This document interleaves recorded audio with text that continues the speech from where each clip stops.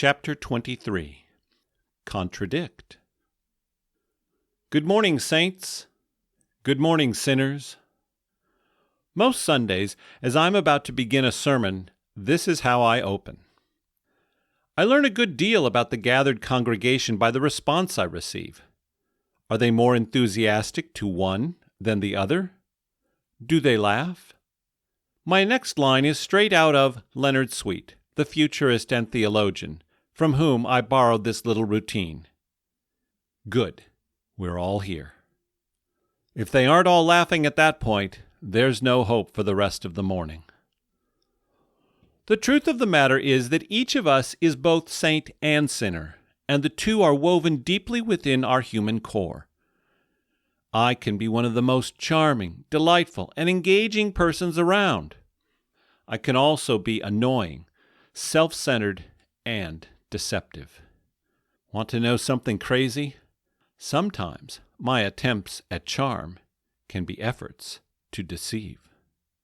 I can now say, at the age of 60, that I am a holy mess of contradictions. My psychological and spiritual character gather the best and worst ideas. I act inconsistently even when I'm committed to being the most consistent person in human history.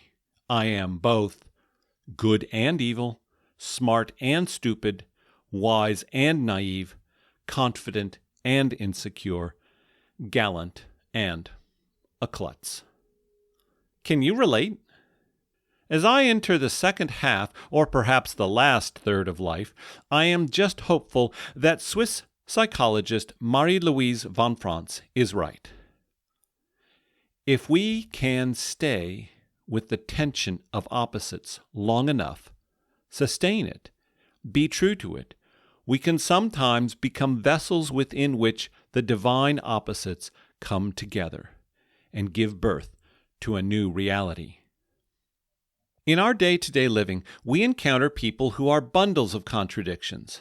A common refrain I hear is that so-and-so is both a curse and a blessing. Yes, indeed, aren't we all? Samuel wrote to me about his grandmother who raised him. Samuel's mother died when he was just 5 years old, and he never knew his father. As a kindergartner, he moved in with his grandparents. By his own account, Samuel is ever grateful to them. They gave me shelter, clothing, an education, and a chance at life. I believe they loved me, but they never said so. Floundering in his teenage years, Samuel joined the military, served in the Navy, and then returned home for a bit of education through the assistance of the GI Bill. His grandfather died when he was serving overseas. Samuel eventually started his own business, met a man whom he loved, and married once that became an option in his state. My grandmother did not understand my sexuality. I guess I never expected her to, as she was part of a generation that had a different perspective. But late in her 80s, frail and in a wheelchair, she came to our wedding. I remember seeing her during the ceremony in the front row and wondering what she might be thinking. Samuel never found out what she thought. He never heard her say the words love or faith or Jesus. He never detected a hint of much emotion from her. To this day, she is a mystery, and he wonders why she ever agreed to adopt him after his mother's death. I'll never know what she thought, or believed, or felt, but I do know what she did. I guess at this point in my life, it's her actions that speak loudest. She did adopt me. She did feed, clothe, and house me. And even when she seemed to not approve of me, she showed up anyway. Samuel concluded his story with this insight. I can't figure out human beings. We seem to be such a mix of God and the devil. We are too complex for me to get it. So most of my days, I don't get it. You asked for stories about everyday spirituality.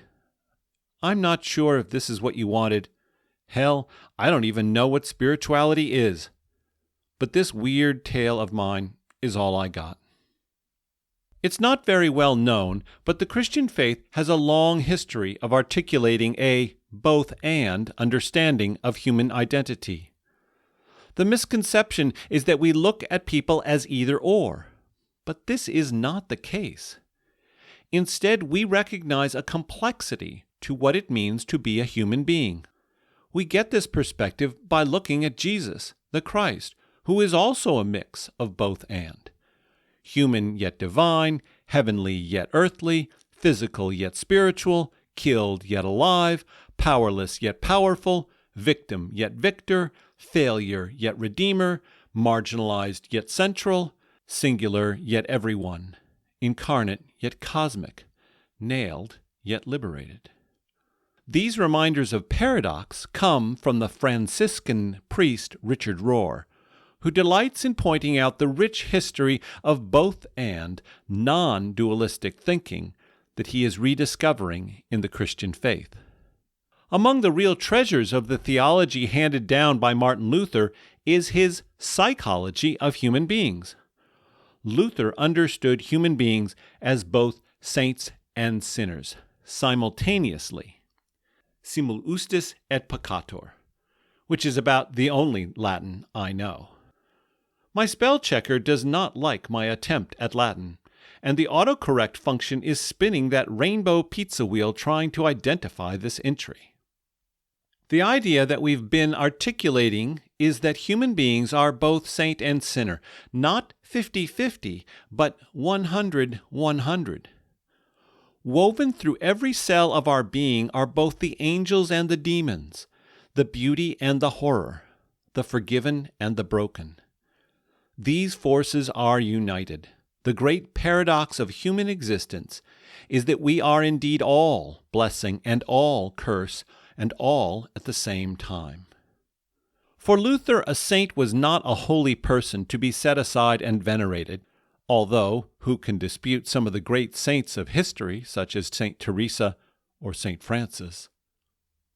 But even a cursory read of their biographies reveals less traditionally saintly activities. No, for Luther, a saint is a forgiven sinner. Luther knew the depth of human depravity. He could pen intelligent and profound writings about the Scriptures, but he was also base and crude. Luther displayed signs of what today we might diagnose as forms of depression, and his vicious cruelty toward the Jewish people was horrendous. He was a complex man full of contradictions himself. His gift of a paradoxical understanding of human behavior is needed in our time more than ever before. In recent years, we have seen a growing divide in American society. It's not only a gap of wealth, but also a divide of ideas. Instead of valuing the exchange of ideas, we despise not just the views that are different from our own, but also the persons who hold them.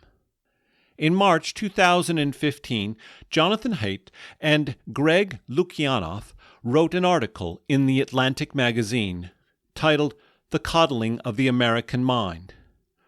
They followed with a book by the same title. The ensuing controversy focused on shifts occurring in American culture in general, and in the academic world in particular.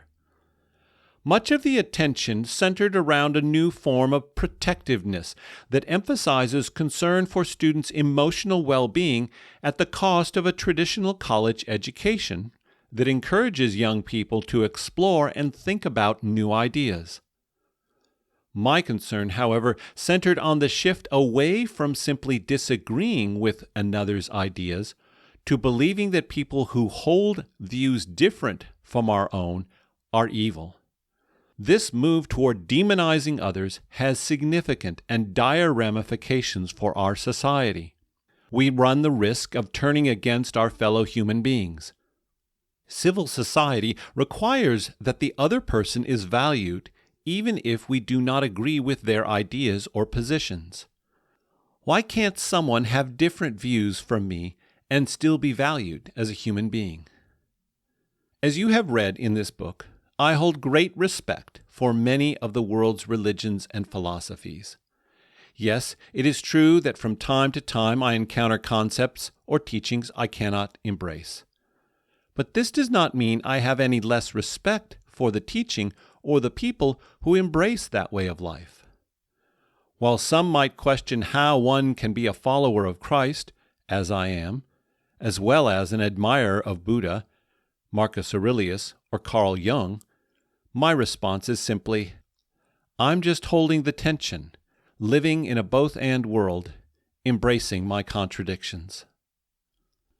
As I'm writing this chapter, my wife is watching the 1994 film Forrest Gump, starring Tom Hanks, Robin Wright, and Gary Sinise. Is there a better film to capture the essence of both and? Each character is a complicated mix of both saint and sinner. While this film portrays the beauty and power of pure goodness embodied in Forrest Gump, it also recognizes evil in the world. We see this in the abuse that Jenny suffers as a child and its lasting impact, and in the devastating Vietnam War injury for Lieutenant Dan that nearly destroys his life. In a critical scene following Forrest and Dan's failed attempt at harvesting shrimp, Forrest attempts to invoke an intervention by God for a bounty of shrimp. As their hopes for a shrimp harvest fade, Lieutenant Dan says to Forrest, "Where the hell is this God of yours?" Then Gump, as the narrator, continues, "It's funny Lieutenant Dan said that, because right then God showed up." When a hurricane arrives, Lieutenant Dan is perched atop the mainmast, screaming at God, challenging God to make the storm worse. As the movie progresses, each character experiences a redemption of their broken characters without abandoning their brokenness. The tension of opposites continues. The film concludes with numerous tragedies and delights. Forrest's mother has died, and Jenny, the love of his life, has succumbed to an illness. Forrest stands at her grave near his home, talking to her and to the audience, and he articulates the two philosophies of life he has heard throughout his life. His mother's view that all of us have a destiny or purpose, and Lieutenant Dan's view that we are all accidents. Forrest then concludes, "I don't know if we have a destiny or we are each an accident on a breeze, but I think maybe it's both." It's a beautiful scene because it is true and honest. Forrest Gump articulates what many of us have questioned for most of our lives. Another writer, long ago, putting the seeming contradiction of life this way: we look at this sun and see the God who cannot be seen. We look at this sun and see God's original purpose in everything created. For everything, absolutely everything, above and below, visible and invisible, rank after rank after rank of angels. Everything got started in him and finds its purpose in him. He was there before any of it came into existence and holds it all together right up to this moment. And when it comes to the church, he organizes and holds it together, like a head does a body. He was supreme in the beginning, and leading the resurrection parade, he is supreme in the end. From beginning to end, he's there, towering far above everything, everyone. So spacious is he, so roomy, that everything of God finds its proper place in him without crowding. Not only that, but all the broken and dislocated pieces of the universe, people and things, animals and atoms, get properly fixed and fit together in vibrant harmonies, all because of his death, his blood that poured down from the cross. The writer of Colossians chapter 1, The Message. In Eugene Peterson's commentary on this passage, he writes, "That's what Christ is doing with the chaos of the world, and that's what he's doing with the chaos in the smaller world of our lives. putting our lives together and making them whole. Everyday spirituality is lived out in the tension of the opposites. We are not saints alone, yet we are not solely sinners either. We are both. As I walk down the street, go to work, drive my car, I'm just living this holy mess of contradictions. That's everyday spirituality at its core.